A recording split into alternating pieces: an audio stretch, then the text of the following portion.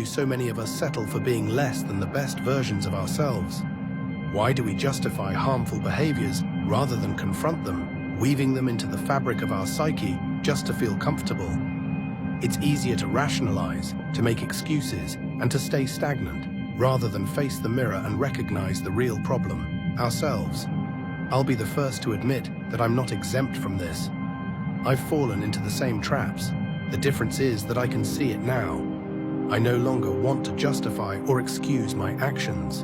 I'm tired of being caught in cycles of behavior that don't serve me or those I care about. And that's the starting point for growth, seeing yourself from a perspective beyond comfort, where you can assess your actions with honesty and courage.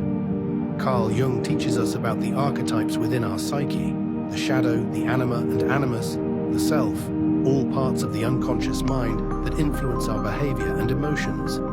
When we ignore the shadow, the parts of ourselves we dislike or refuse to confront, it takes over in destructive ways. But when we engage with it consciously, we begin the process of transformation. This journey is not about perfection, but self-awareness. It's about cultivating self-love, self-care, and self-respect. Relationships with others, whether with friends, family, or partners, can only flourish when our relationship with ourselves is strong. Everything begins with the self. Without inner harmony, external harmony is impossible. Yet self-awareness is more than just noticing emotions or impulses. It's about how we respond to them. Are we reacting impulsively, letting emotions dictate our decisions, or are we stepping back, zooming out, and choosing logic and clarity over chaos? Emotional maturity comes when we can observe our feelings without being consumed by them. The archetypes Jung spoke of remind us that every part of us, even the dark and uncomfortable parts, has a role in our growth.